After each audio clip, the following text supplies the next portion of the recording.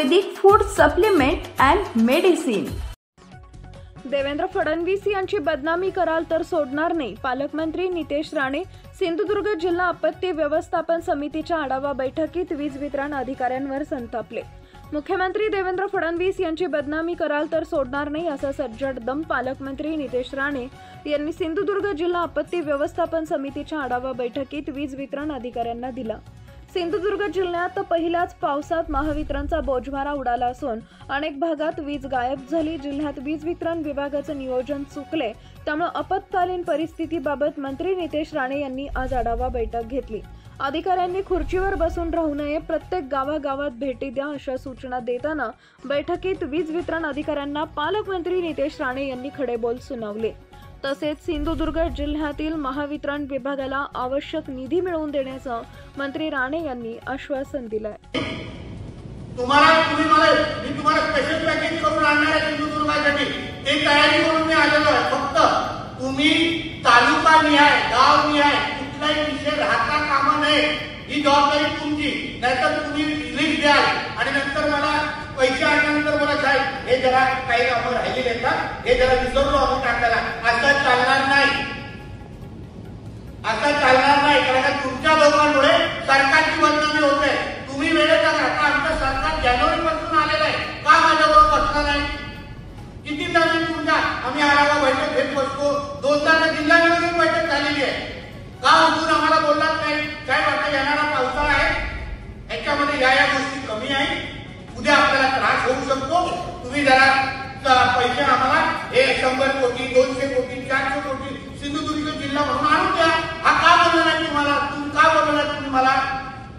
एवढी बांधिलकी नाही?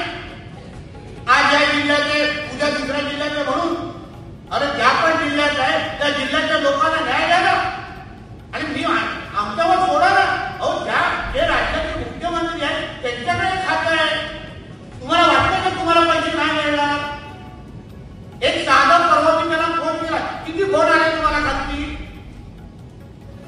मग एवढी पुरी यंत्रणा तुमच्या बरोबर आहे, तुमचे मंत्री एवढे सक्षम आहेत, राज्याचे मुख्यमंत्री स्वतः तुमचे मंत्री आहेत, तरी तुम्ही एवढा आम्हाला शिव्या खायला लागत असाल। प्रत्येक गावामध्ये आंदोलन होत आहे, रोज बातम्या येऊन छापताय, बोजवारा बोजवारा बोल। अरे आम्ही बोलतो आम्ही काय कमी पडतोय का? आम्ही किंवा कलेक्टर तुम्ही आम्ही तुम्हाला सांगितलं का आम्ही तुम्हाला पैसे देऊ शकत नाही, तुम्हाला पाहिजे ते असं बोललोय का? आम्ही बोललो का जानेवारी पासून एकदा तरी? 2 मीटिंग झाले, का मागितलं नाही? आमच्याकडून मेंटेनन्सच्या दृष्टीकोनातून का बोलत नाही तुम्ही? का वैयक्तिक जोर भेटला नाही मला? हे चुका तुम्ही करता। तुमच्या आता वेंगुर्ल्यामध्ये काल बातमी ऐकली, अधिकारी सुट्टीवर गेले। ही शिस्त तुमच्यावरची, ही हिंमत? मी पालकमंत्री असताना एवढी हिंमत करता तुम्ही लोक? सुट्टीवर आला येऊन आम्ही गप्प बसणार तुम्हाला वाटतंय? म्हणून शिस्त आणायला लागेल, तुम्हा लोकांना हाय अलर्टवर राहायला लागेल। कोणीही कोणालाही इथे ह्याचा प्रमुख कोणाचा नाही म्हणतात तुम्ही आहात का? आजच जॉईन झाला ना, कारण फोन केला म्हणून आज पाठवलायचं ना। तुमची जबाबदारी आहे, कुठला प्रत्येक तुमच्या एमएससीबीच्या सगळ्या कर्मचाऱ्यांची जिल्ह्याची बैठक लावा, इथे लावा, टोटल कर्मचाऱ्यांची बैठक लावा। मी स्वतः येतो त्या बैठकीसाठी। प्रत्येकाला तुम्ही स्ट्रिक्टली वॉर्निंग द्यायचं, तोपर्यंत कोणी सुट्ट्या घ्यायच्या नाही, जास्त काम करण्याची तयारी ठेवायची। जो चांगलं काम करेल त्याला शाबासकी पण देऊ, पण उगाच मला एमएससीबीच्या संदर्भात मला तक्रारी नको। उगाच त्या फडणवीस साहेबांच्या आमच्या साहेबांचं नाव खराब करत बसायला सोडणार नाही एकाला पण। उगाच त्यांना तुम्ही मागत नाही, काय नाही, बोला ना कलेक्टरांकडे येऊन, बोला ना मला येऊन। तुम्हाला सांगितलं नव्हतं का मी लाईटीबद्दल? 2 आठवडे अगोदर बोललो नव्हतो? शहरामध्ये कसं जायचं मी तुम्हाला काय बोलतो, स्ट्रॅटेजी करा ना। मग बोजवारा उडला ना शेवटी।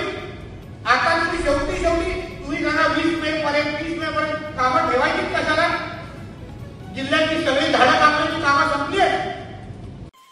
सनेज care Sanjeevani centre building, name plot number F3, near Gokhale school, sector number 12, shop number 12.